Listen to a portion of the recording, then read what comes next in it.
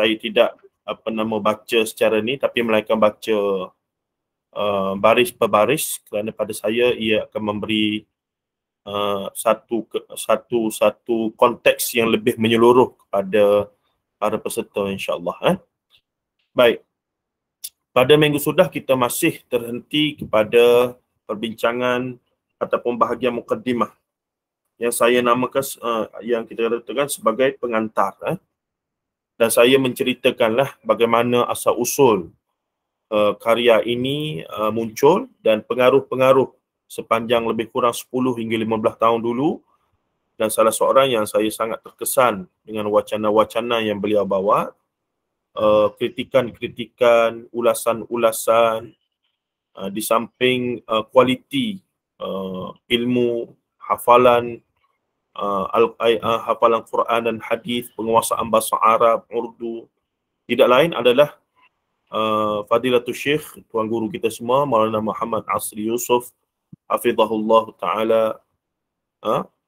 Dan beliau pada saya tulis di sini pada masa sama ketika mana saya terdedah mula datang ke Kuala Lumpur dan mula terlibatlah dan mula dengan serius minat kepada isu-isu wacana dalam pemikiran beragama, sama ada berbentuk sejarah, benda yang menjadi latar belakang perkembangan secara pemikiran di alam Melayu kita, ataupun yang muasarah, yang semasa. Ketika itu polemik Wahabi tengah gencar. Kalau di Kelantan, di Wakaf Baru ataupun Pasir Pekan kampung saya, adanya Maulana Sya'ri Mustafa. Kalau saya perkenal, masih ada lagi, hafizahullah ta'ala. Beliau masih lagi aktif lah mengajar apa semua di Kelantan walaupun sudah agak uzur.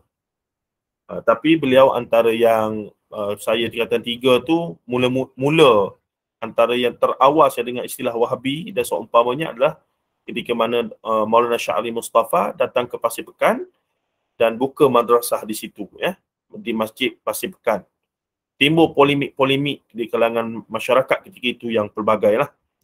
Dan semestinya saya ketika itu bersama dengan bersama dengan kita katakan masyarakat awam lah, masyarakat umum, melihat satu gerombolan manusia yang nak bawa benda yang nak merosakkan tradisi dan seumpamanya. Baik. Ala kullin, sebagaimana saya maklum pada minggu sudah, antara pendedahan terawal saya dalam wacana kritis berkaitan kepentingan ilmu riwayah dan dirayah, ilmu-ilmu yang berkaitan dengan yang kita namakan sebagai ilmu yang meletakkan pentingnya mengetahui sumber sesuatu nukilan agama itu daripada mana. Dan ini adalah tradisi dalam keilmuan hadis, ilmu riwayah dan dirayah. Ilmu riwayah dan dirayah. Makanya daripada situ, dengan terdedah dengan bacaan-bacaan daripada kolom Minda Mufti, Mingguan Malaysia, sama hari saya sudah cerita minggu sudah, oleh saya bersama Mufti Perlis ketika itu, Mufti termuda di Malaysia. Dan sekarang ni dia menjawab kembali jawatan tersebut. Jadi setelah membaca satu persatu, jujur saya tak boleh menipu diri, melainkan saya kata banyak betul apa yang dia kritik, apa yang dia ulas, apa yang dia singgung dan seumpamanya itu. Banyak yang betul. Akhirnya kita bila kita baca dengan tenang, dengan sedikit berfikir, maka kita baca, betul ni, tak salah ni. Kritikan dia ni betul ni. Begitulah lebih kurang, Lama-lama saya beli semua buku beliau. Saya jadi eager lah, jadi rasa lapar, dahaga dan haus untuk membaca lagi. Dan saya mula beli buku-buku beliau lah, Mengemudi Bahtera Minda, kemudian keluar teguran untuk pemimpin dan seumpamanya itu. Dan kemudian lagi, ketika itu saya baru kerja Jawi, dalam kursus, saya dah bawa buku Dr. Mazhar duk baca ni. Buku Mengemudi Bahtera Minda tu. Dah pegawai-pegawai Jawi yang lain tengok masa tu, kena on the spot, kena terus. Kena masa tu juga. Dan faktanya saya terlebih dahulu terdedah ataupun terdedah dengan penulisan dan pemikiran saya bersama Profesor Dr. Arif Perkasa, Datuk Arif Perkasa Dr. Muhammad Asri Zainul Abidin berbanding dengan Maulana Muhammad Asri Yusof. Sehinggalah satu masa, setelah lama dah saya ni, pernah satu masa saya ke Institut Ibn Qayyim di Bukit Mertajam. Saya dijemput sebagai seorang pembentang dalam satu program. Pada malam hari, Dr. Mazhar buat sharing dan beliau memang mengatakan bahawa di peringkat degree beliau adalah dalam bidang bahasa Arab dan syariah di Jordan. Tetapi kerana beliau berguru dengan almarhum ataupun Syekh Dr. Salah Abdul Fattah Al-Khalidi rahimahullah, baru meninggal dunia setahun 2 tahun ini, rahimahullah ta'ala rahmatan wasi'ah, mufassir yang begitu hebatlah, tokoh haraki dan juga mufassir yang cukup dekat di hati Dr. Mazhar.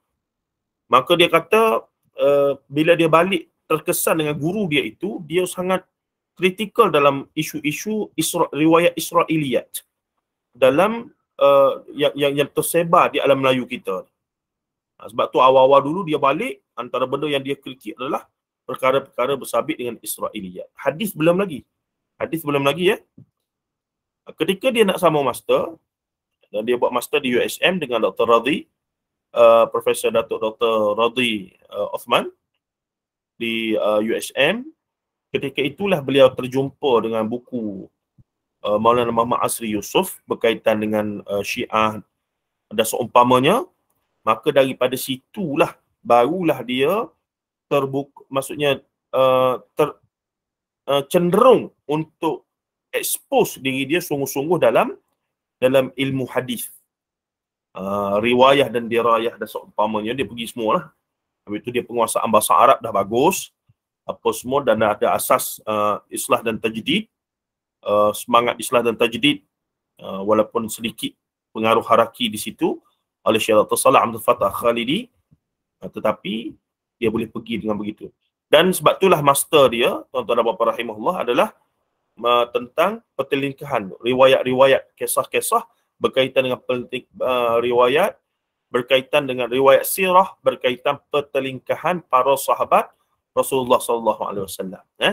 Antara berbagai sumber yang dijam'u, yang ditengok tadi, betapa banyaknya kelompongan yang berlaku dalam riwayat sirah yang akhirnya yang menimbulkan fitnah kepada para sahabat Rasulullah SAW, khususnya Muawiyah ibni Abi Sufyan.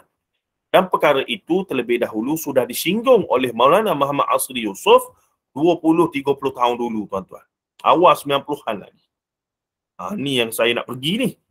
Maksudnya daripada situ Dr. Mazhar pun sambung master dan kemudian sambung PhD dalam bidang, dia sambung PhD dalam bidang hadis bersama dengan DUIA dengan Maulana Profesor Dr. Abu Laith Khair Abadi. Masih ada lagi DUIA, saya pun selasa jumpa di sana.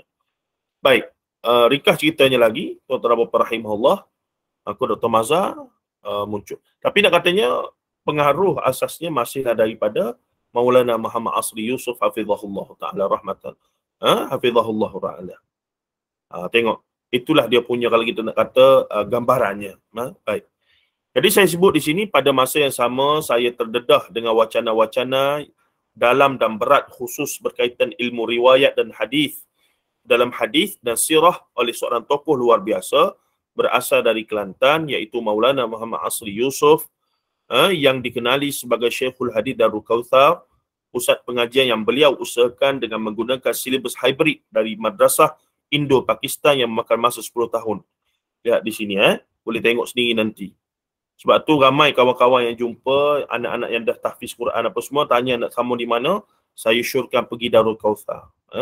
Maulana Asri telah kita kata gabungkan sistem Deobandi ke Nahdlatul Ulama ke di India itu, tetapi dia telah kemudian adjust lah biar jadi sesuai dengan konteks kita di Malaysia ini. Sebab tu lulusan-lulusan Darul Kautsar, kalau perasan penguasaan mereka terhadap ilmu riwayah, dirayah, ulum Quran, ulum hadis, dalam akidah apa semua, cukup all around, maksudnya mencukupi. Sehingga saya pernah tanya kepada Maulana Asri, Kata Maulana, kalau habis Darul Kausar ni sambung mana lagi?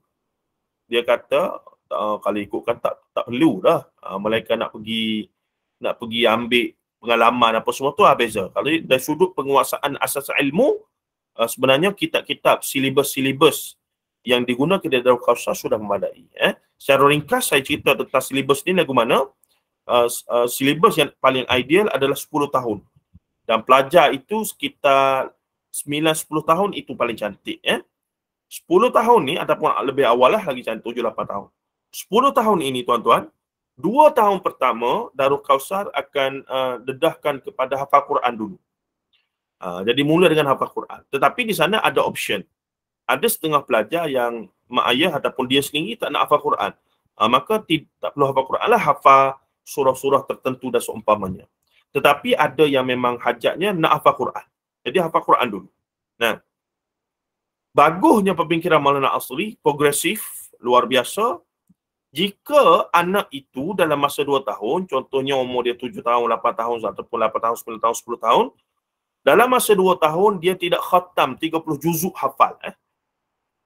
Maka apa yang berlaku? Apa yang berlaku Maulana buat ni?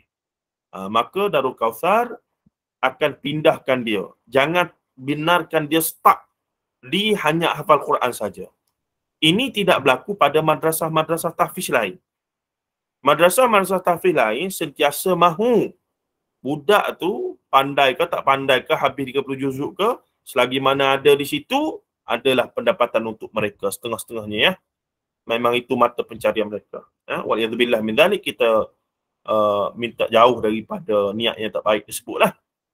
Tetapi Darul Kausar, setelah 2 tahun, nampaknya dia macam seorang anak itu tak berapa boleh lah. Kalau bahasa Kelantan, cannot go hafal Quran ni. Dia try, dia minat, tapi tak boleh. Tidak direzekikan. Apa yang berlaku tuan-tuan? Maka anak ini akan dipindahkan terus untuk alim, untuk ambil terus pengajian kitab. Bermula dengan kitab Nahwu Sharah yang asas, Matan Ajrumiyah ke apa semua begini, dan kitab-kitab akidah dan kitab-kitab kitab-kitab perbahasan akidah ke fiqh yang asas dan seumpamanya. Mazhab Syafi'i, mazhab fiqhul hadis dan seumpamanya. Ini menariknya. Kerana menurut Maulana Asri Yusuf yang disampaikan kepada saya oleh murid-murid dia, antaranya Ustaz Syamsuddin Abdul Rahman dan seumpamanya, bagi mereka dia kata seorang anak itu walaupun tak boleh hafal Quran, bukan bermaksud dia tak bijak atau tak pandai. Kadang-kadang tu memang, ialah Quran ni istimewa. Memang orang yang memang betul nak, dan Allah Ta'ala nak bagilah rezeki sungguh. Jadi apa berlaku? Sikap mereka adalah bila anak tu tak dapat hafal Quran, terus pindah mengaji kitab. Ambil Nahwu Sharah, ambil Matan Ajrumiyah dulu apa semua ini. Kerana kita tak tahu potensi anak itu sebenar di mana. Ada kemungkinan anak ini hafal Quran tak berapa bagus. Tetapi bila pergi kepada alim, iaitu belajar kitab, Nahwu Sharaf, kacang goreng bagi dia. Mari bahasa Arab, i'rab ke, mari dia pada bayan, arud, balaghah. Wah, dia punya potensi di situ rupanya. Ada yang bila mengaji fiqh jadi bijak. Dia mahir, dia minat. Ada yang mengaji hadis jadi bijak. Walaupun dia tidak hafal Quran dengan sempurna 30 juzuk, tetapi tak semestinya potensi hamba Allah ataupun anak ini adalah terbatas. Kerana kemungkinan potensinya pada benda lain. Tetapi kalaulah satu madrasah itu bersikap, biarlah tak boleh hafal Quran selagi itu duduk situ. Sampai umur 20, 30 pun duduk situ juga. Itu membazir dan akhirnya membantutkan dan akhirnya menyebabkan anak itu tertinggal dalam segala-galanya. Hafal Quran pun tidak, walaupun suara sedap, bolehlah baca sikit surah gitu gini, balik jadi tu imam di kampung. Orang panggil ustaz. Orang tanya hukum hakam yang dia tak mengaji. Walaupun dia duduk 10 tahun di tahfiz, dia hanya hafal 10 juzuk, 15 juzuk tak habis, dengan keadaan tak berapa ingat, tapi bolehlah jadi imam apa semua tu adalah. Kebetulan suara pula sedap, maka orang ambil jadi imam. Tapi kemudian orang telah bertanya hukum hakam, maka bermula daripada situlah, minta maaf saya sebut, bermulanya jawapan-jawapan yang tidak berdasarkan disiplin ilmu, melainkan agak-agakan dan seumpamanya. Semoga Allah Ta'ala jaga kita semua daripada kelonggaran ataupun kecuaian inilah. Kecuaian ini. Tuan-tuan dan puan-puan rahimahullah. Baik, kita pergi laju.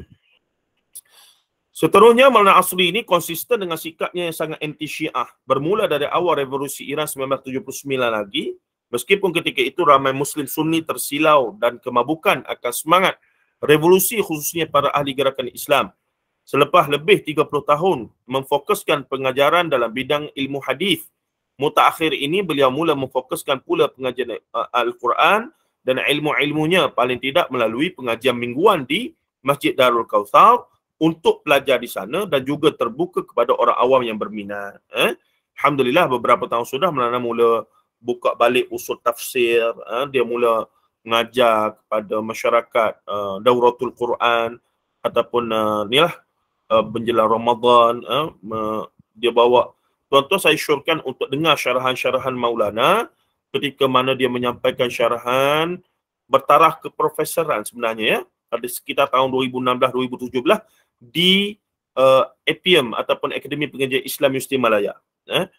Kualiti dan konten ataupun intipati syarahan-syarahan beliau itu kita tak akan boleh dengar di mana-mana, melainkan daripada Maulana, sebab akses Maulana kepada dalam bahasa Urdu yang begitu luas itu. Sampai saya dengar contohnya sumbangan ulama India, benua kecil India dalam pengajian ilmu Quran 2 jam setengah. Allahu Akbar, tuan-tuan. Saya tak boleh nak bayang betapa baru kita sedar betapa jauhnya kita ala orang Melayu ni dengan orang di India, Pakistan dari sudut perkembangan keilmuan dalam bidang Al-Quran dan Sunnah Rasulullah SAW yang mereka karang dalam bahasa Urdu, dalam bahasa kebangsaan mereka. Maksudnya, benda yang mereka karang dalam bahasa mereka tentang ilmu Quran dan hadis, kita tak jumpa dalam bahasa penama Melayu kita ni. Tu yang kita kata, saya yakinlah kalau tuan-tuan dengar memang saya sampai terduduklah terbenung. Allahu Akbar. Nasib baiklah ada juga Maulana seorang yang membawa ataupun membuka jalan tersebut pada mungkin generasi yang akan datang. Maulana sebut dalam banyak syarahan-syarahan dia tu, dia kata hari ini selain daripada penguasaan bahasa Arab, apatah lagi bahasa Inggeris, bahasa Melayu, antara bahasa yang kalau kita betul-betul serius nak alim dalam pengajian ilmu Islam, mesti mahir dan fasih dan menguasai sungguh-sungguh. Apa dia? Bahasa Urdu. Itulah Maulana mula buka kelas bahasa Urdu sekarang ya. Saya tak tahulah tuan-tuan ikuti ke tidak. Saya memang rasa ini mana ada manusia lagu tu, tuan-tuan. Baik, kita pergi sikit lagi.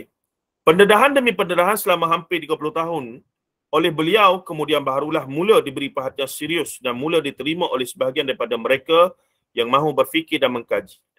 Beliau mendedahkan dengan begitu banyak dan tegas mengenai kerancuan ilmiah yang berlaku dalam bidang ilmu dan kefahaman terhadap hadis dan sirah yang menjadi punca utama kepada kekarutan yang berlaku dalam pemikiran masyarakat beragama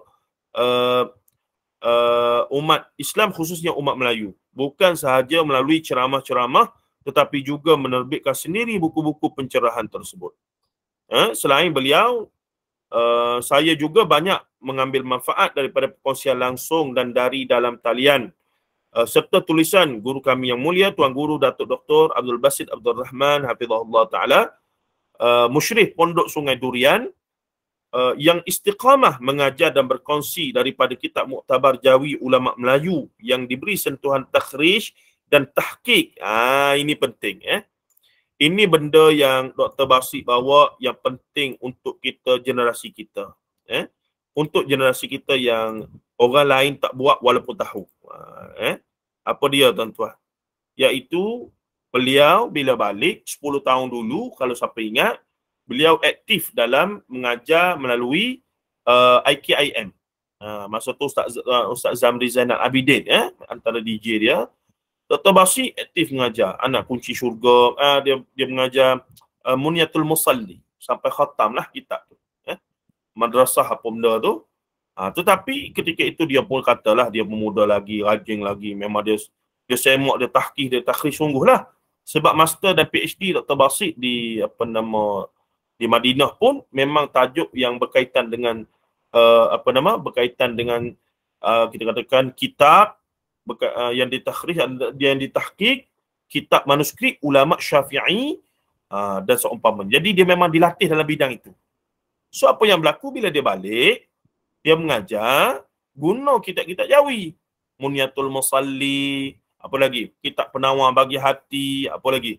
Anak Kunci Syurga, dan juga Tuhfatul Raghibin oleh Arsyad Al-Banjari, dan beberapa lagi. Termasuklah Siyarus Salikin, ataupun Sayrus Salikin. Ini kitab-kitab tasawuf tu. Nah, kitab Asy'ariyah, kitab tasawuf dinisbahkan begitu. Walaupun ada kritikan kemudian lah. Tetapi Dr. Basit mengajar.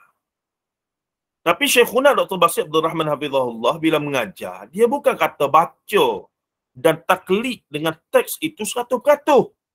Ini pembaharuan yang dia bawa, yang masyarakat kita sampai sekarang tak lihat terima ni. Jadi ada semangat untuk memberikan nilai tambah, iaitu bila masuk dalam bab hadis, nukilan-nukilan, kalam-kalam ulama dan seumpamanya, athar dan seumpamanya, maka Syekhuna Dr. Basit Abdul Rahman Hafizahullah, Datuk Dr. Basit Abdul Rahman Hafizahullah, dia akan, ataupun Abu Anas Madani, dia akan melakukan, mengaplikasikan ilmu yang dia mengaji di Madinah lah. Maka dia akan takhrij satu-satu. Dan Alhamdulillah, kitab Penawar Bagi Hati ni dah diterbitkan oleh PTS. Nah, Anak Kunci Syurga pun PTS dah terbit. Cuma sayangnya, dia tak kekalkan teks yang asal. Dia buat terus teks baru. Syekh Abdul Qadir Al-Mutalib Al-Mandili. Muniatul Musalli, Telaga Biru dah terbit, tuan-tuan. Ini khazanah ya. Dan insyaAllah dalam perjalanan saya sendiri dah selesaikan dengan tim, iaitu syarah kepada Tuhfatul Raghibin. Sebanyak 20 lebih siri dan rakaman dalam video tu sudah dialihkan jadi teks lah, jadi manuskrip. InsyaAllah nantikan kemunculannya pada sedikit masa lagi. Iaitu karya Syekh Daud bin Abdullah Al-Fatani yang wafat tahun 1847 Masihi. Baik, jadi benda tu tuan-tuan, selama kita duk kenal ataupun duk ikut, duk mengaji dengan aliran tradisional ni, memang tidak diberi perhatian. Status hadis, kedudukan dia, sabak wurud dia dan seumpamanya. Apatah lagi nak bincang tentang jarh wa ta'dil, tentang kedudukan rawi, tentang seni-seni al-fan fil hadis yang lain, yang sebagaimana yang sudah dibahaskan banyak oleh Dr. Kamilin. Kita banyak dengar tulis buku-buku dia tu, sebagaimana yang Maulana sendiri duk syarah macam-macam lah, usul dirayah lah, apa semua. Itu satu ilmu yang asing dalam tradisi keilmuan di alam Melayu kita ni. Di sinilah dengan pendedahan-pendedahan terhadap apa yang mereka buat inilah tuan-tuan, saya secara peribadi datang idea apa lagi yang mereka masih, maksudnya mereka tinggalkanlah, mereka belum sentuh lagi tu, apa lagi ada. Baik, saya pergi laju. Manakala manfaat besar bagi umat Islam Malaysia apabila Sahibus Samahah Datuk Seri Dr. Zulkifli Muhammad Al-Bakri, sekarang ni apa dia, masih lagi Wabi Senator Datuk Seri Dr. Wabi Senator Datuk Seri Dr. Zulkifli Muhammad Al-Bakri hafizahullah dilantik menjadi Mufti Wilayah Persekutuan bermula tahun 2014 hingga kini. Hingga kini ni, hingga masa itulah, last kali 2018 lah ya. Tempoh hari Beliau pada saya begitu progresif, mahu memberikan nafas baru kepada institusi dan bidang kemuftian dan kefatwaan di Malaysia. Saya sebab ada pengalaman peribadilah menguruskan buku dia, berinteraksi, pergi rumah, walaupunlah tidak rapat sangat, tapi ada banyak bermuamalah berkaitan buku, jemput dia kuliah apa semua macam gini. Dan saya baik dengan anak murid kanan dia, iaitu Ustaz Razi Fuad. Dan kita memahami banyaklah sikap-sikap dia yang luar biasa. Dia punya hadaf, dia punya objektif dalam bila dia pegang sebagai mufti apa, bila dia jadi menteri agama apa yang dia nak capai. Itu benda-benda yang kita boleh tengok secara zahir akan hasilnya dan seumpamanya. Tuan-tuan, seterusnya katanya lagi, Lantas beliau telah menubuhkan dan melanjutkan apa yang sudah beliau mulakan sebelum menjadi mufti lagi, iaitu siri-siri fatwa atas talian yang boleh diakses secara meluas dengan prolifiknya menerbitkan saban hari tulisan-tulisan dan jawapan-jawapan baru, khususnya apabila ada isu semasa yang memerlukan respons hukum daripada otoriti agama dengan segera. Bayangkan tuan-tuan, tak pernah berlaku dalam sejarah kemuftian di Malaysia seorang mufti buat kerja yang Sahibul Samahah ataupun Sahibul Fadilah YB Senator sekarang buat masa dia jadi mufti wilayah tempoh hari. Dan dia punya legacy tu sampai sekarang masih ada. Alhamdulillah. Kita masih boleh akses, tanya. Saya sampai sekarang kalau orang tanya apa-apa, saya kata Google sajalah. Google, tarik mufti wilayah di belakang. Cuma kalau nak nisbah kepada Sahibul Samahah Mufti dan tim dia, iaitu dia punya apa nama? Dia punya buhus ataupun ahli buhus dia tu, ahli kajian dia tu, kena tengok tarikh lah. Kalau 2018 dan ke atas 2019, 2020, tu mufti yang sekarang. Jadi sebelum itu 2018, ada tarikh bila-bila, tu tim yang lama lagi. Kena ni lah. Paling tidak di sana beliau dan pasukannya khasnya yang benar-benar mencerahkan umat yang memerlukan panduan kontemporari melalui siri Bayan Linnas, Irsyadul Fatwa, Al-Kafi, Al-Fatawi, Irsyad Usulul Fiqh, Irsyad Usulul Hadith, Tahqiqul Masail, Al-Afkar, Bayan Lil Hajj, dan di laman sesawar rasmi pejabat mufti. Luar biasa tuan-tuan. Sampai dah ada beberapa kajian untuk mengkaji dia punya manhaj, dia punya pemikiran tentang apa yang dia buat semasa menjadi mufti wilayah selama kurang lebih 6 ke 7 tahun itu, ya. Bermula daripada tahun bila, ya, 2014 tak silap saya, 2014 2015 gitulah. Baik. Kebanyakan penulisan beliau bukan satu ijtihad fatwa yang baru, namun lebih kepada memudahkan dan mengeluarkan fatwa-fatwa ulama muktabar daripada pelbagai sumber dan institusi bagi fatwa isu moden. Ditulis dalam bahasa Melayu bagi sebaran segera masyarakat. Mereka menjadi jambatan antara masyarakat semasa dengan kebijaksanaan ulama dulu dan kini. Ini saya cerita tokoh-tokoh yang saya terkesan lah dengan kepribadian, dengan sikap mereka dan seumpamanya. Dari sudut penulisan ilmiah bersifat rujukan, karya asli dan terjemahan, Profesor Dr. Basri Ibrahim Al-Hasani Al-Azhari yang kini sudah berpindah ke QUIPS, yang merupakan pensyarah syariah di UNIZA ketika saya tulis buku ni, yang kini dipinjam ke Universiti Islam Malaysia Cyberjaya, yang mencecah lebih daripada 124 judul ketika itu, ya, tahun 2019. Sekarang ni tak tahulah tambah berapa lagi, tambah 30 biji ke buku dia. 20 biji rasanya ada, 30 biji mungkin. Yajuz, 30 Yajuz. 20 insya-Allah confirm. Nah, dalam bidang akidah, fiqh, sejarah, tasawuf, sangat membantu saya sebagai rujukan pantas bagi pembacaan dan bahan ceramah semasa. Hampir semua karya beliau ada dalam simpanan saya, termasuk yang terbaru berjudul Krisis Akidah Antara Golongan Ahli Sunnah wal Jamaah yang bermanhaj Asy'ariyah dengan Ahli Hadis 2019, dan Akidah Ahli Sunnah wal Jamaah berdasarkan manhaj Al-Asy'ariyah, keduanya diterbitkan Al-Hidayah Publication. Itu dia. Tapi dia pun duk main Asy'ariyah pun kena label macam-macam juga. Biasalah tu. Nah, selain beliau, yang ni ada perubahan sikit lah semasa, ya. Tak apa, saya ceritalah secara umum. Selain beliau, saya juga terpana dengan satu susuk istimewa yang dibesarkan dalam sistem sekular menurut beliau sendiri, yang kemudian mengkhusus dalam bidang matematik sehingga ke peringkat PhD, namun kemudian membelok dan terjun dalam bidang ilmu wahyu, falsafah, pemikiran, tamadun dan sejarah. Beliau ialah Dr. Ma'rafah Ismail, mantan Profesor Madya Pengajian Matematik UPM, yang berpegang bahawa ilmu asalnya semua daripada Allah SWT dan bersifat bersepadu, cuma kemudian dipisahkan oleh citra sekularisme yang bersifat dikotomi, bermaksud yang dipisah-pisahkan, ya. Justru jalan integrasi nakli dan akli adalah antara usaha mengembalikan umat Islam ke zaman kegemilangan nakli dan akli yang tidak terpisahkan oleh sistem janaan manusia. Baik tuan-tuan, ceritanya begini. Dr. Ma'rafah ni ketika mana dia mengajar di UPM, dia banyak sumber research, ya. Dan kerana dia boleh bahasa Arab, kerana dia belajar bahasa Arab umur 30 tahun sehingga fasih, Dia boleh baca tafsir Qurtubi, dia boleh baca bahasa Arab dengan fasih, nahwu sarah dia kuasai dengan baik, menyebabkan dia, bila dia di UPM walaupun dia kaji matematik, tapi dia dah pergi kepada falsafah matematik, iaitu etnomatematik, mengkaji matematik tempatan, tidak ada matematik kiraan dah, tapi matematik berbentuk alam itu sendiri. Contohnya orang Melayu dulu buat atap masjid gini. Tu dia kenapa ada 5 bucu? Rupanya rukun iman, rukun Islam. Tu falsafah matematik. Jadi apa berlaku? Dr. Marafah kerana kemahiran bahasa Arab dia boleh mengakses kepada beberapa sumber manuskrip. Dia pergi ke mana-mana manuskrip dan seumpamanya.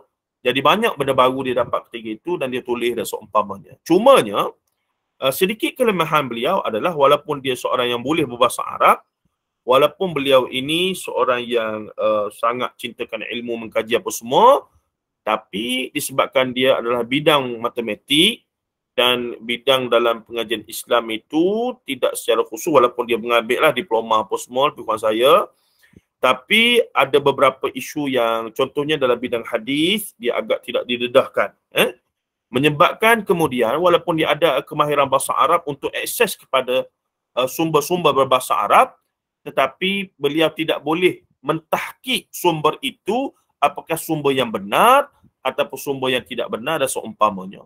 Ini banyak kes saya tengok sendiri dan berlaku dan dia masih terbawa-bawa sampai hari ini lah. Selepas dia pencen, saya ingat dia punya akses kepada bidang ilmu pun, kepada sumber pun sudah agak terhad, menyebabkan makin banyak benda-benda yang bersifat spekulasi yang dia cuba dia bawa ke dalam kuliah-kuliah ceramah-ceramah dia.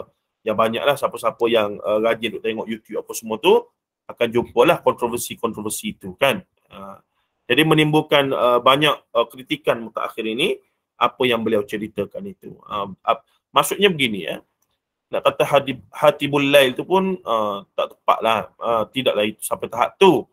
Tapi ya begini kita ni kalau kita boleh bahasa Arab dengan baik, of course bila jumpa sumber-sumber dalam bahasa Arab yang kita fikir benda tu bermanfaat untuk orang Melayu yang tak erti bahasa Arab, maka kita paparkan kepada mereka.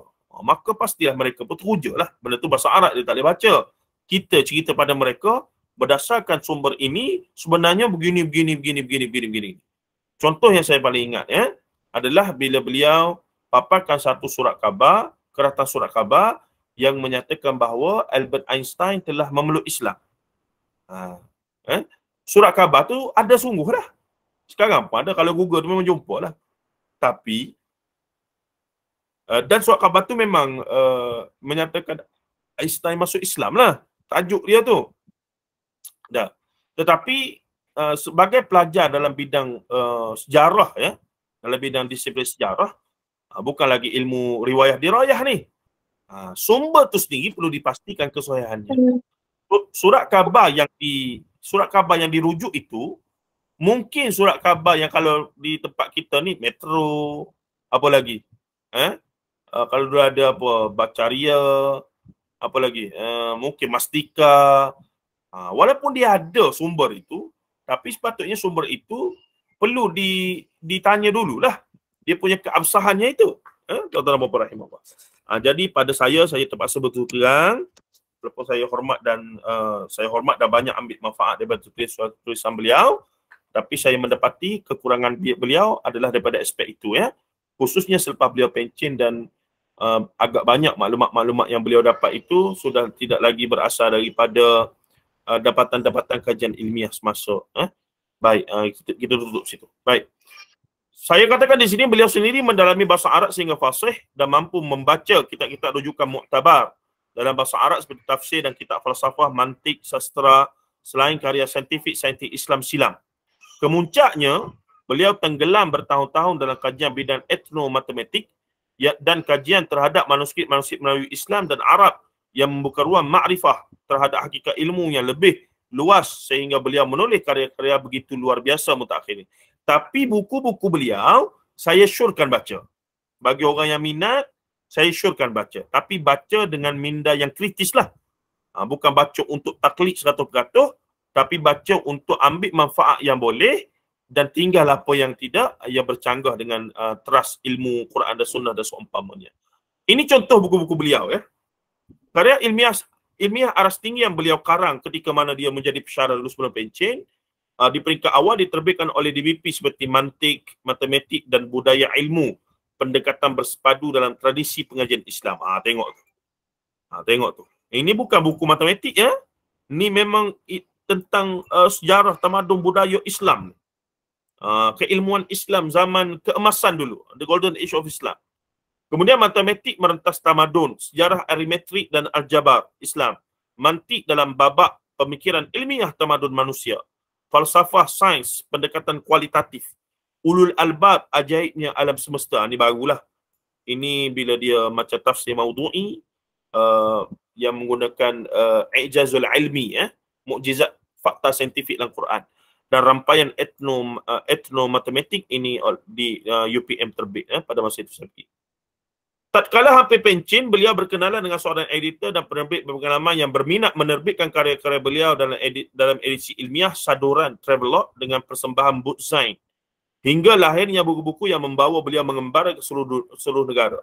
Bermula dengan Kerdipan Bintang Melayu di Langit Turki. Ini antara karya beliau yang menarik, menggabungkan ala-ala Travelog tapi sebenarnya bercerita benda-benda ilmiah. Tapi mula ada perisa-perisa kita kata fakta-fakta yang 50-50 pun dia masukkan juga. Dia kita kata mula jadi isu mutakhir ni lah. Dan seumpamanya tentang Israiliyat ke lagu mana ke, dia ada isu dah, dia mula masukkan. Malaysia, Kerdipan Bintang Melayu di Langit Melayu, ini saya baca semua ni. Saya baca tebal 500 muka surat, tapi kita baca syok. Banyak benda dapat manfaat, tapi banyak benda juga yang bermasalah. Bicara waras sains Islam, ini kompilasi syarahan dia di satu radio ya. Dan ini penting, biografi akun Syekh Ahmad Khatib Minangkabawi. Siapa Khatib Minangkabawi ini? Khatib Minangkabawi ini adalah guru kepada Kiai Haji Ahmad Dahlan dan juga Kiai Haji Hashim Asy'ari yang menubuhkan Nahdlatul Ulama, dan Kiai Haji Ahmad Dahlan iaitu ayah kepada pendiri kepada Muhammadiyah. Bahkan Syekh Ahmad Khatib juga adalah guru kepada ayah Hamka, Dr. Abdul Karim Amrullah. Jadi luar biasalah Syekh Ahmad Khatib ni. Dan beliau antara ulama yang tegas terhadap wahdatul wujud ataupun martabat 7. Dia tulis kitab khas Syumus Al-Lami'ah fi raddi ala ahli sabah. Syumus Al-Lami'ah, matahari yang terang menderang pada menyuluh fi raddi, pada rad ataupun pada melawan hujah balik golongan ahli sab'ah, iaitu golongan martabat 7. Golongan martabat 7. Satu buku yang ada kitab Jawi itu dengan saya sedang usaha untuk diubah bahasa ke bahasa Rumi, tapi masih dalam proses lagi. Dan terbaru Travelog dakwah dari Bang Iso, dan selepas itu dia ada lagi buku tentang Mekah dan seumpamanya. Pada saya secara peribadi, mutakhir ini saya memang tinggallah manhaj penyampaian ceramah-ceramah dia apa semua, tapi buku-buku dia saya beli dan saya baca, kita baca dengan kesedaran bahawa di sini ada banyak benda baik dan ada benda tak baik. So, benda baik ini kita boleh ambil manfaat, benda yang tak kena dengan disiplin ilmu dan bersifat spekulasi, tak jelas, yang ni kita tinggal lah. Tapi untuk nak tolak 100%, saya rasa rugi kita. Bagi yang betul-betul minat dalam bidang ilmu dan seumpamanya, tak boleh begitu. Baik. Saya pergi laju lagi ya. Ini tokoh-tokoh, saya nak kenalkan tokoh-tokoh yang membina pemikiran saya dalam menulis buku ni. Wallahualam, saya rasa sebagian pada tuan-tuan mungkin boleh saya tanyalah. Tak dengar lagi suara siapa-siapa ni. Ada yang ada yang pernah baca tak buku-buku tokoh-tokoh yang saya sebut dalam mukaddimah buku saya ni? Ada tak siapa-siapa? Ada Ustaz. Saya pasti ada. Ada, alhamdulillah. Kecuali Dr. Ma'rufah ni saya tak ada. Okay. Lain tu semua saya ada. Alhamdulillah. Baik, terima kasih pada Ustaz Abdul Basir. Bila saya nak tanya soalan ni ramai left ni. Risau kena petik nama ke apa. Tak apa, kita pergi sikit lagi Seorang lagi tokoh yang saya nak perkenalkan, ini paling penting juga, yang membentuk latar disiplin sejarah pemikiran beragama di alam Melayu ni. Contemporary lah, masih hidup lagi, iaitu Dr. Abdul Rahman Abdullah, bekas pensyarah USN dalam bidang sejarah pemikiran. Dan sampai hari ini masih lagi kita katakan masih lagi aktif berkarya. Saya berhubungan dengan melalui USN, dia banyak sharing apa semua. Terbaru buku dia tentang pemikiran Islam Jawa, itu mendedahkan banyak aliran batiniyah Jawa yang meresap dalam alam Melayu kita ni. Itu buku penting, itu buku yang sangat penting.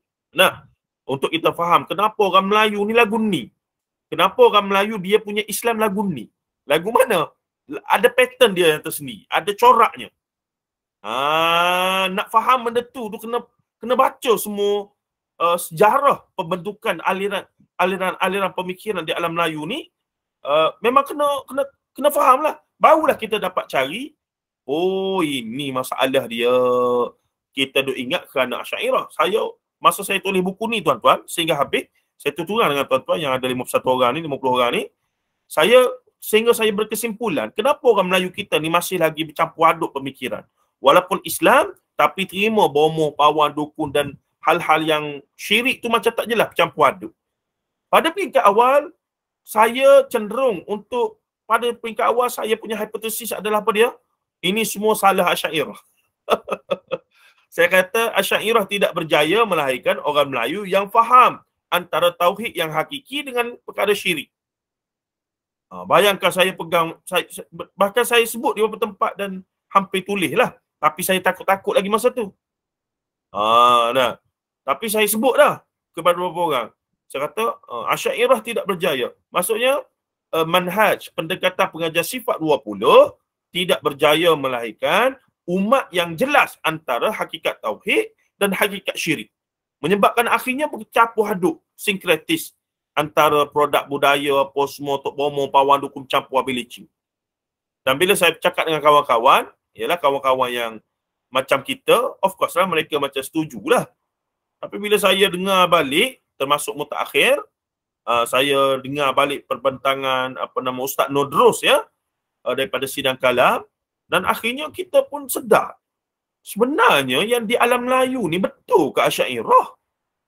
Yang banyak yang bersebar, yang diajarkan kitab-kitab yang ataupun mereka-mereka yang menghuraikan sifat 20 sebagai manhaj akidah orang Melayu buat sekian lama tu, betul ke huraian syarah dia tu betul-betul ikut manhaj Asy'ariyah yang asal, yang asalah, yang asli, yang asal.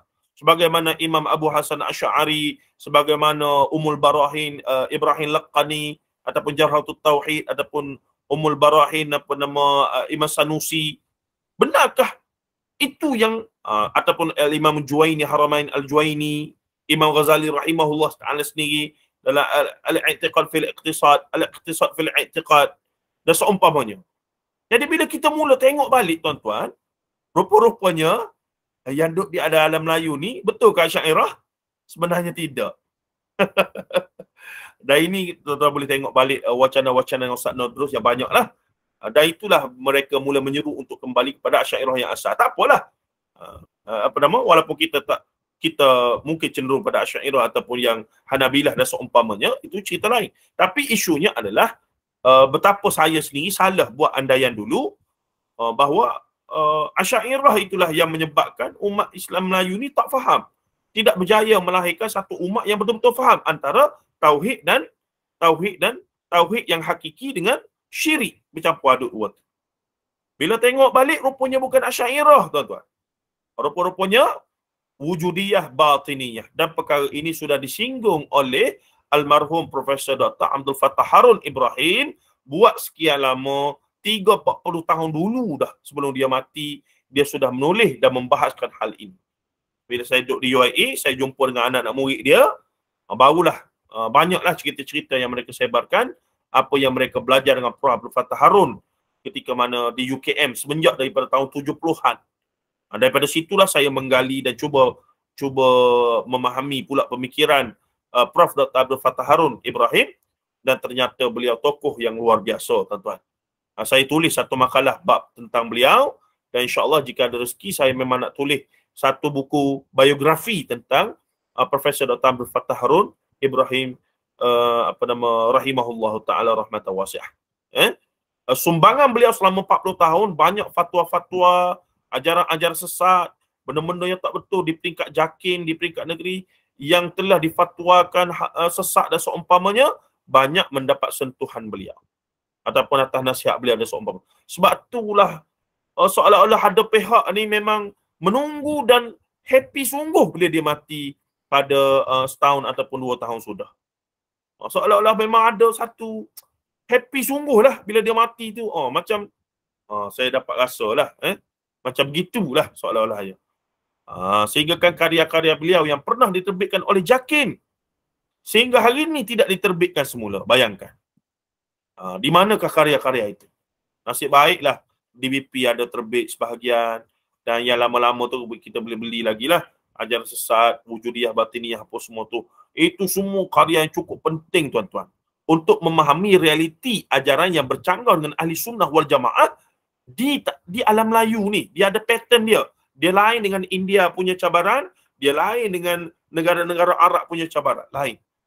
Di alam Melayu ni, Nusantara, Semenanjung Tanah Melayu, Indonesia apa semua ni, kita ada cabaran dan pattern kita sendiri. Begitu keadaannya. Daripada Dr. Abdul Rahman Abdullah, saya mula terdedah dengan Profesor Dr. Abdul Fattah Harun Ibrahim. Jadi ini tokoh-tokoh besar. Kita tak mengaji luar negara ni.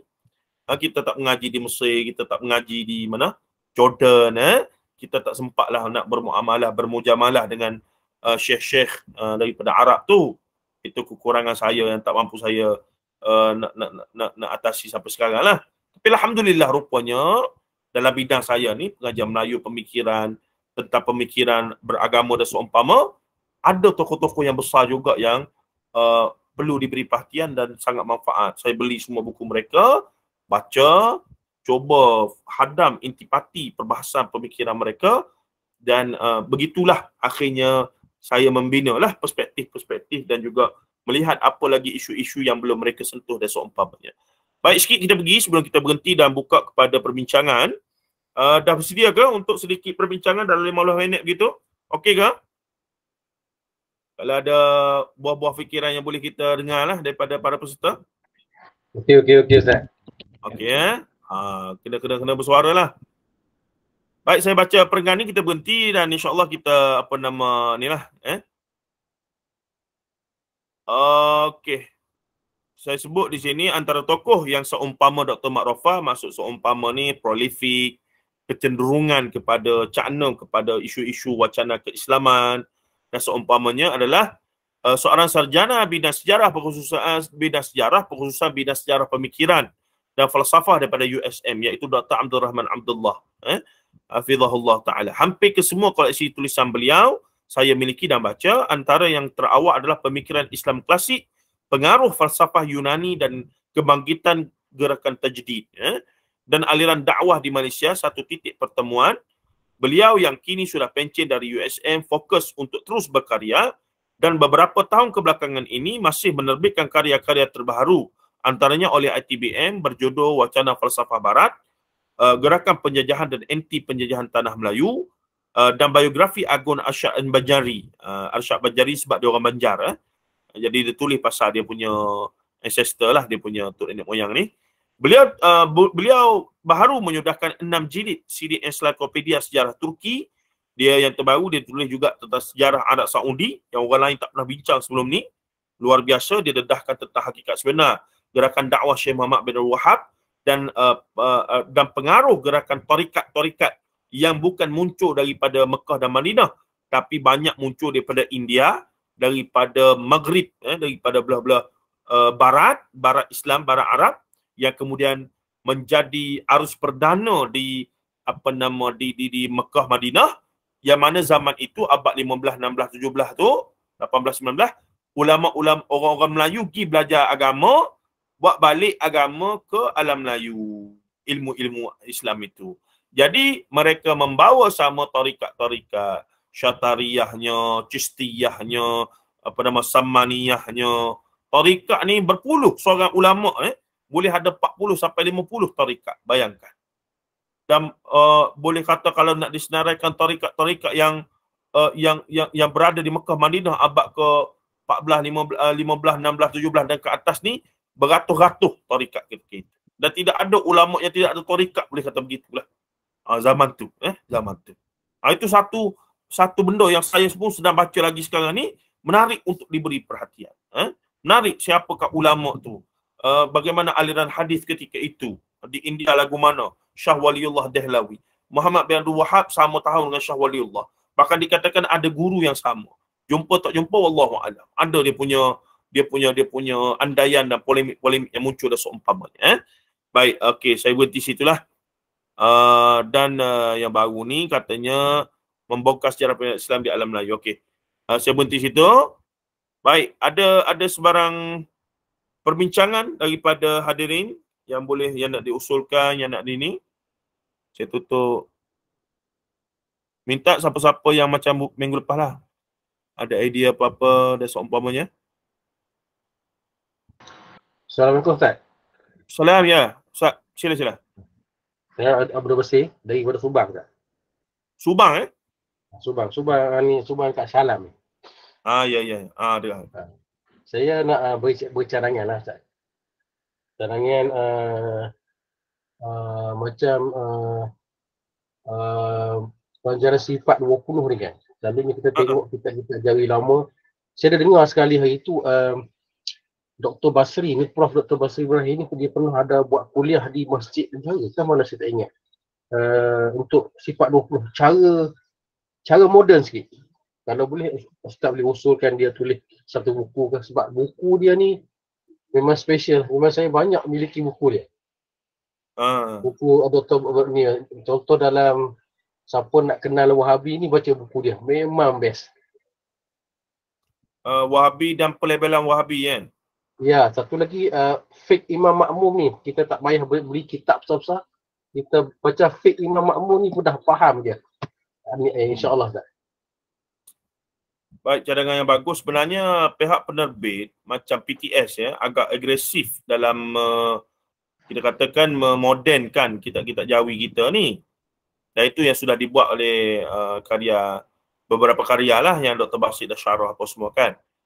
Tetapi begitulah nampaknya bila buat tu sahabat-sahabat kita daripada aliran tradisional sangat marah lah. Dia kata kenapa nak rosakkan karya guru-guru guru kita yang lama. Sebenarnya bila Dr. Basit buat takhrij hadis apa semua tu, ia bukan merosakkan, ia adalah satu tradisi ulama-ulama dulu. Ulama-ulama Arab ni biasa macam Ihya Ulumuddin ya. Ihya Ulumuddin ni Imam Ghazali rahimahullah taala rahmatan wasi'ah, mujaddid abad ke-6 Hijrah ya. Ulama hampir sepakat bahawa Imam Ghazali ni mujaddid abad tersebutlah. Disebutkan bahawa setiap kulli mi'ati sanatin may yujaddidu laha dinaha. Setiap awal ataupun setiap abad 100 tahun ni akan muncul may yujaddidu laha dinaha. May yujaddidu laha dinaha. Mereka yang mentajdidkan, membawa pembaharuan, dalam arti kata mengelokkan balik, memperbaharui balik kefahaman agama itu. Jadi Imam Ghazali rahimahullah taala, kitab Ihya Ulumuddin dia tu sebagai sebuah kitab tazkiyatun nafs ataupun kitab tasawuf yang membincangkan syariat daripada perspektif tasawuf. Tasawuf dan arti kata tazkiyatun nafs. Tak ada siapa lah yang mampu nafikan. Tapi tanpa kita nafikan, Imam Ghazali sedikit atas sebab sengaja ke memang dia tak sempat nak semak ke, wallahu alam. Tapi memang ada kurang lebih banyak juga hadis-hadis yang bermasalah. Dan yang telah menyemaknya siapa dia? Al-Hafiz Zainuddin Al-Iraqi, iaitu guru kepada Al-Hafiz Ibn Hajar Al-Asqalani rahimahullah ta'ala.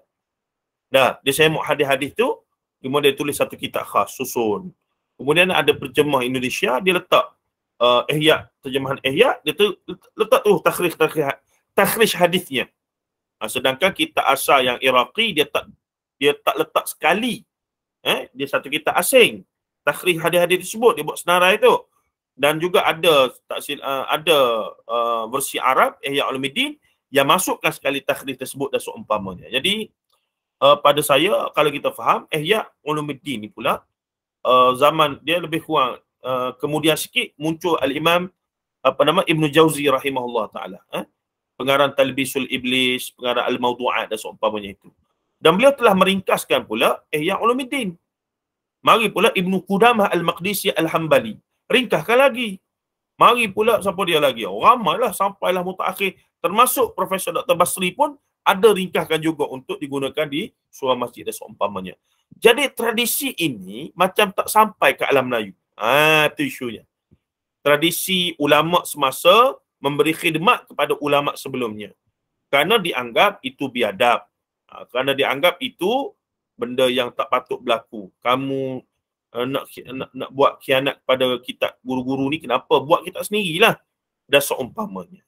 Tu yang Ustaz Nur sebut bila kita menganggap semua orang alim ni dah bertaraf wali. Dan taraf wali ni pula tak boleh tak betul. Kena betul belaka. Sebab mereka mendapat ilmu direct daripada Allah. Ilham mereka, kasyaf mereka, laduni mereka itu direct pada Allah belaka. Ni kita kata pemikiran yang kita mesti perjuangkan untuk, sebab tu saya bawa naratif siapa yang baca di Facebook atau beberapa kuliah saya sebelum ini, saya membawa naratif bahawa apa dia? Bahawa kita mesti bersikap dengan sikap Nabi Musa AS, bukannya Nabi Khidir AS dalam kisah Musa dengan Khidir tersebut. Baik, cadangan yang baik, cuma kita perlukan bukan cadangan sahaja Ustaz Bashir. Kita perlukan orang yang buat kerja. Itu. Tapi sebenarnya sudah banyak kajian-kajian. Nanti kita akan tengok dalam buku saya ni, saya senaraikan setakat tahun 2019, kajian-kajian master dan PhD yang menyemak kitab-kitab Jawi. Yang menyemak status-status hadis dalam kitab-kitab Jawi. Sudah agak banyak sebenarnya.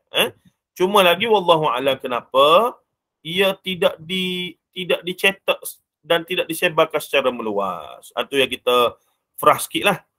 Kita frust sikit. Baik, ada orang lain tak nak bagi pandangan? Sila.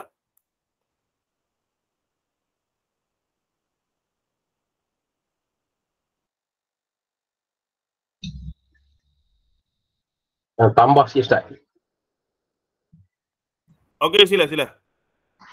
Cuma saya saya ni peribadi saya dah cuma terkilan lah sikit.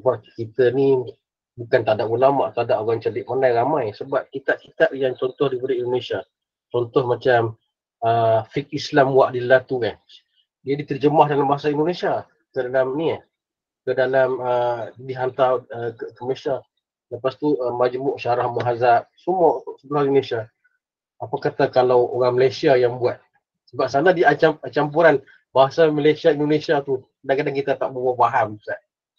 Kalau boleh ini benda tu diterjemahkan oleh orang Malaysia lah. Sebagai contoh yang Ustaz sebut tadi lah, macam Dr. Basri, Maulana Asri, dia dah buat keluar banyak buku, banyak kitab. Jadi saya dah memiliki, boleh katakan asatizah kita ni boleh katakan banyak lah. Ustaz kata tadi Dr. Rahman Abdullah, saya dah beli buku dia, Polemik Salafi Wahabi ni. Memang sangat menarik lah buku dia, saya baca.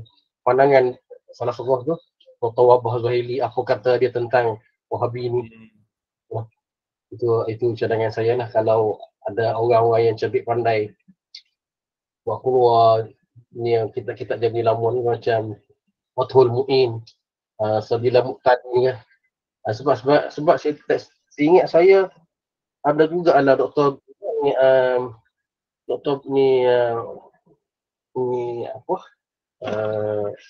Mujifi Al-Bakri, dia ada buat juga sikit tentang Sabila Muqtadi ni, tentang doa-doa saja. Saya dah beli sikit kedua, tapi sikit lah. Tapi kalau dia buat kalau dapat sempurna, dapatlah orang Malaysia macam saya ni boleh membacanya. Semua orang yang boleh berbahasa Arab. Itu saja Ustaz. Baik, respon saya last kali saya di UIA, saya ketuai unit terjemahan untuk projek terjemahan.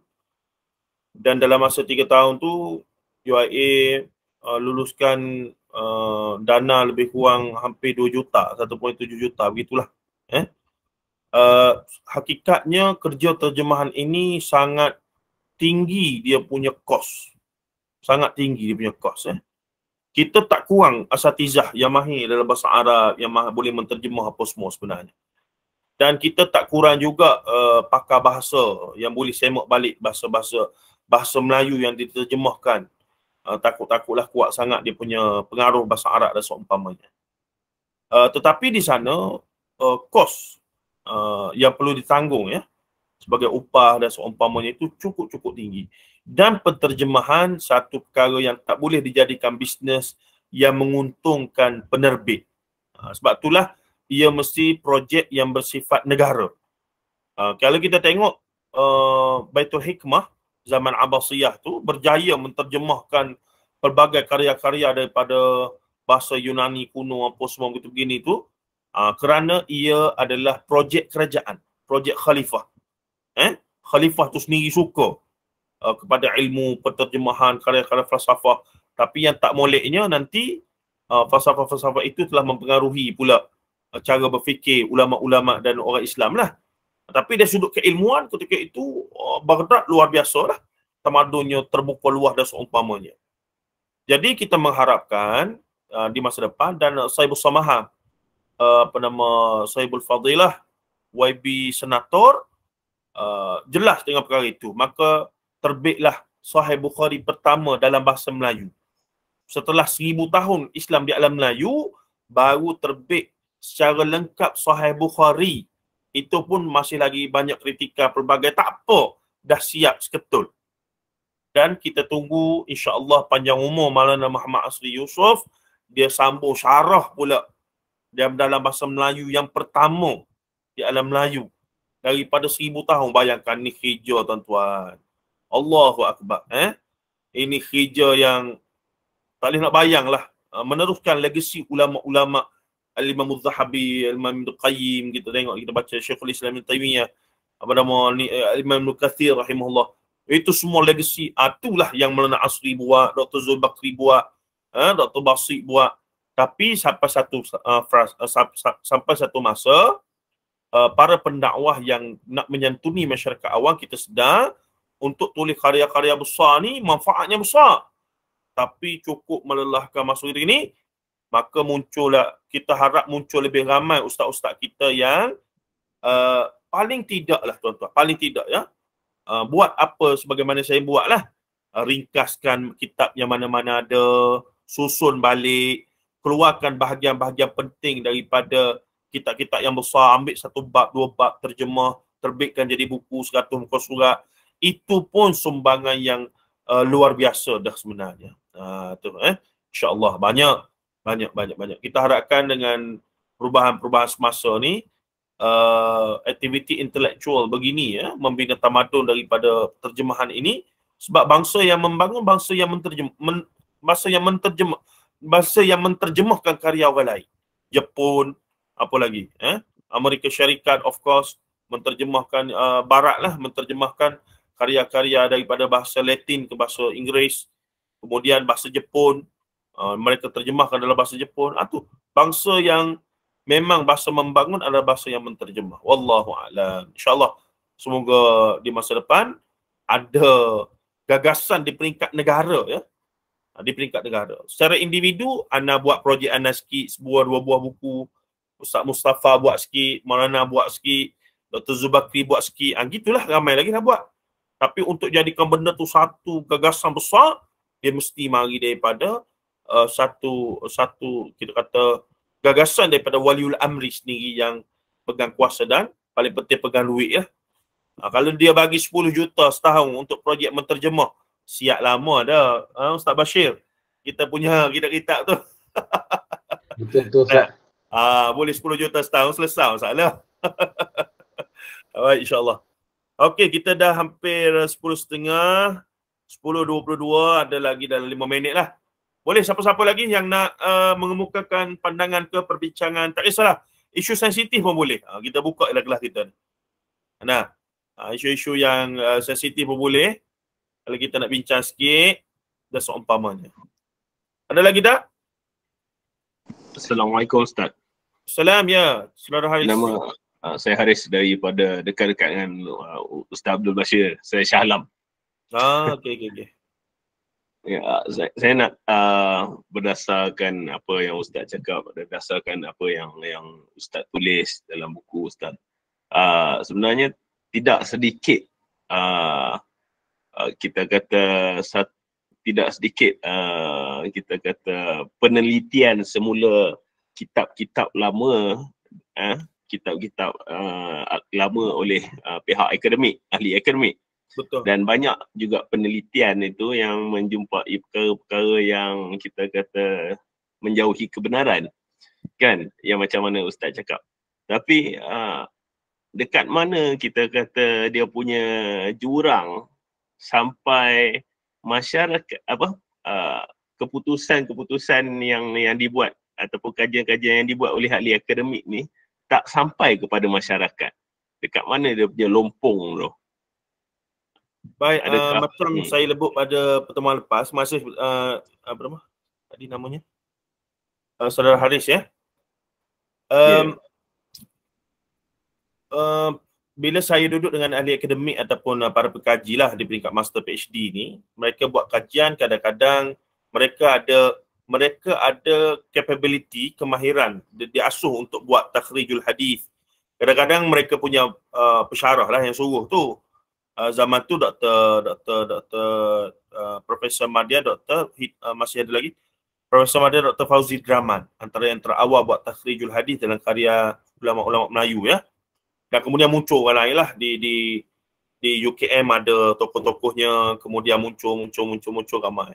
Dan muncul juga untuk master PhD yang buat exercise akademik dalam takhrijul hadis, sehingga satu masa mereka stop. Dr. Faisal Ahmad Shah di UM, sekarang ni beliau lah yang kepalai Jabatan Quran dan Hadis khusus untuk ni. Sampai satu masa mereka stop. Kenapa mereka stop? Kerana dapatan-dapatan daripada kitab-kitab Jawi Melayu ni hadis-hadis palsunya, hadis-hadis yang sama. Tapi itulah persepsi yang dibawa bila jumpa hadis-hadis yang bermasalah dalam satu kitab. Persepsi yang dibawa oleh asatizah kita jugalah yang semangat sikit ni adalah kitab tersebut tak boleh guna langsung, kena tolak 100%. Sedangkan sikap Dr. Basit lain, sikap kita punya masyaikh lain, sikap Maulana Muhammad Asli Yusof lain. Mereka masih menghargai tradisi ataupun kitab-kitab Jawi yang ditinggalkan. Cuma lagi kita nak fahamkan golongan tradisional, golongan pondok apa semua ni, supaya mereka juga kena upgrade ilmu mereka dalam bidang hadis apa semua, dan tahu takhrijul hadis. Orang dah guna software Dora.net lah, orang dah guna Islam apa nama macam-macam lah, apa nama kita punya Waqfiyah lah, apa lah semua begini. Jadi mereka juga kena upgrade ke situ. Jadi apa yang berlaku di sini adalah masing-masing masih lagi apa nama golongan akademik ini, walaupun sebahagiannya daripada tradisi tradisional juga, apabila memahami atau apabila terdedah dengan isu-isu ini, mereka tahu kalau mereka bawa apa yang mereka tahu ke dalam masyarakat, maka sesuatu yang ringkas ceritanya apa yang berlaku pada Dr. Mazhar, apa yang berlaku pada Dr. Rozaimi, apa yang berlaku pada Prof. Basri, Dr. Basit dan seumpamanya, mereka juga terpaksa menghadapinya. Jadi tak semua orang sanggup hadapinya, Tuan Haris ya. Tak semua orang. Kita ni pun ada risikonya lah ni, kita ni. Tapi saya yakinlah kita pun dah semakin alhamdulillah terbuka. Ramai dan masyarakat boleh menilai, membuat perbandingan apa semua itu gini. Dan saya yakin dengan maklumat-maklumat yang kita sampaikan, jika berasaskan trust yang kuat, maka insya-Allah sampai satu masa masyarakat akan lebih terbuka lah dengan penerimaan itu. Jadi kalau kata sampai tak sampai itu, memang kita perlukan tokoh-tokoh yang kita kata yang hardcore lah, macam Dr. Rozami, Dr. Mazhar. Dia memang level panglima lah. Kalau macam saya ni nak bercakap, ialah tuan-tuan sudi hadir ni pun alhamdulillah, nak syukur dah rasanya. Sampai ada 50 orang tadi, walaupun dah kurang sekarang. Tapi audiens yang lebih besar itu perlukan kepada tokoh.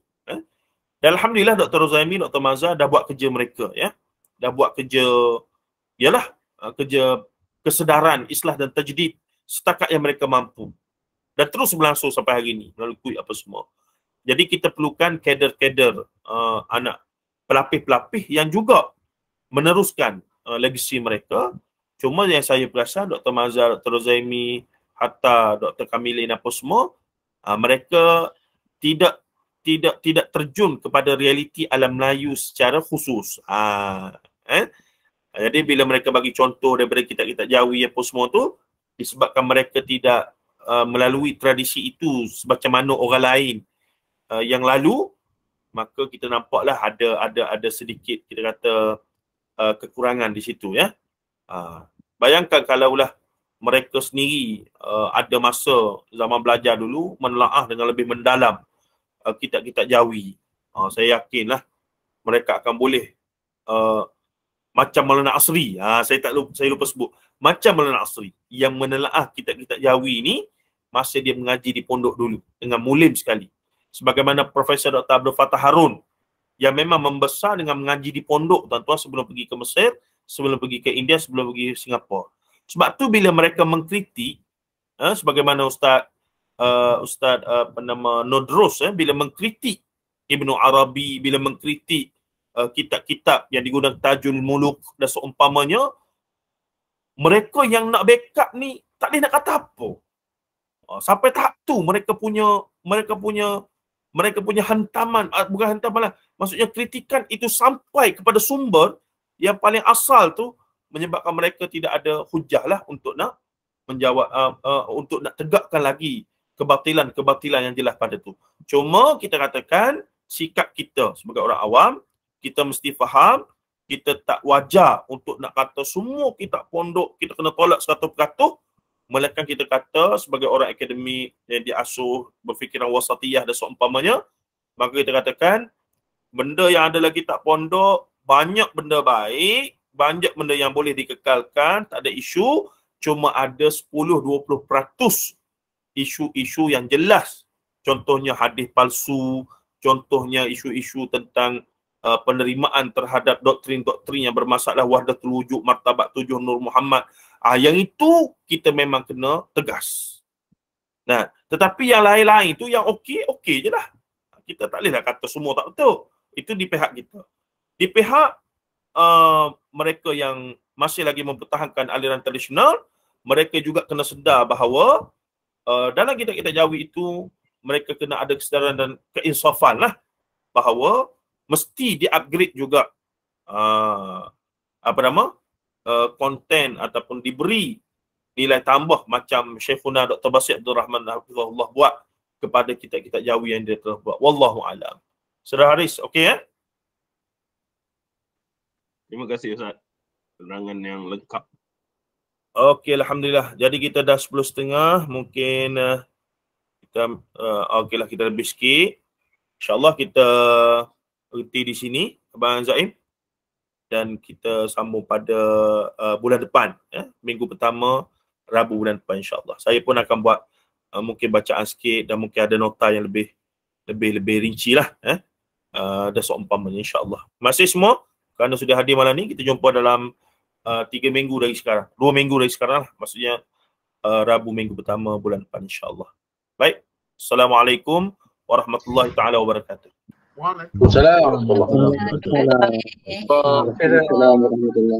Ramai pula bunyi suaranya, tak ada senyap belakang. Saya tanya soalan. Ya. Assalamualaikum Ustaz. Ya, Hadi. Saya ada tengok pasal Dr. Mat Rofa. Dia punya video di Facebook tahun lepas. Yang saya terkejutnya sikap dia mempromosikan buku Fitnah Wahabiyah daripada Syekh Zaini Dahlan tu. Ya. Jadi apa pandangan Ahmad Zahiruddin? Sebab saya rasa macam benda tu menambahkan barah lagi isu Wahabi di dalam masyarakat kita ni. Apa pandangan Ustaz? Wallahu alam, saya lama sangat tak jumpa dia dan tak bermuzakarah macam dululah. Tapi kalau secara umum pada saya, beliau berada selepas beliau pencen ni, beliau berada dalam lingkungan yang sangat anti kepada ni lah, sangat anti kepada so-called Wahabi ni. Maka tak pelik lah jika perkara-perkara itu yang beliau angkat sebagai bahan ataupun ringkasnya modal ceramah beliau mutakhir ini lah.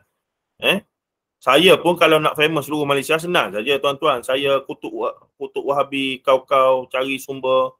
Bolehlah masuk surah masjid, boleh tauliah semua masjid apa semua, itu saja. Kalau nak mudah kan. Bermaksud pada saya mutakhir ini naratif beliau adalah lingkungan yang beliau nak bawa itu adalah cenderung ke arah itu. Dan mungkin saya kenal lah 2-3 orang kawan-kawan rapat beliau itu. Memang lingkungan yang sangat anti kepada apa yang kita cuba bawa lah. Kita pun bukan bawa agama baru. Yang ni yang kita kena fahamkan. Kita bukan bawa agama baru ke apa semua. Cuma kita kata apa yang sedia ada ini perlu di-upgrade. Perlu di-upgrade. Ada benda yang tak betul. Kenalah diislahkan, dijedidkan. Kepada yang lebih betul. Itu saja. Tapi bagi setengah orang dalam masyarakat kita yang tak bersedia untuk nak berubah ni, ataupun berfikir hatta membaca dan terbuka sikit, mereka denial lah. Mereka duk kata kita dah cukup sempurna, okey dah semua, apa masalahnya. Dan itulah jawapan-jawapan golongan yang tak mahu menerima dakwah para Nabi dan Rasul dululah dalam kisah-kisah mereka. Wallahualam, sekadar itu saja respon saya. Dan saya rasa, of course lah kita tak setuju lah dengan apa yang beliau buat.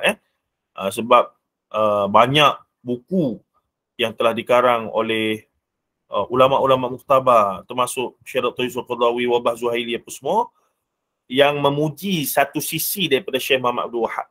Tanpa kita nafikan Syekh Muhammad Abdul Wahab pun ada juga sisi yang kita kena tawakuf lah. Kita kena tak boleh setuju seratus-peratus itu. Ada tuan-tuan ya. Tapi gerakan beliau itu secara umum nak datangkan dakwah tauhidiyah yang memusuhi kesyirikan tentang istighasah apa semua tu. Itu boleh kata majoriti ulama bersama dengan beliau. Cuma pendekatan beliau itu ada perbincangan. Pendekatan beliau itu ada perbincangan. Wallahu a'lam. Okey? Terima kasih Ustaz. Okey. Okeylah, kalau tak ada apa-apa, kita berhenti sini. InsyaAllah kita sambung pada 2 minggu depan insyaAllah. Sallallahu alaihi wasallam Muhammad wa ala alihi wa sahbihi ajma'in. Walhamdulillah rabbil alamin. Assalamualaikum warahmatullahi ta'ala wabarakatuh. Assalamualaikum Waalaikumsalam. Jazakallah khair ya Ustaz. Jazakumullah khairan wa iyyakum. Waalaikumsalam warahmatullahi wabarakatuh. Jazakallahu khairan.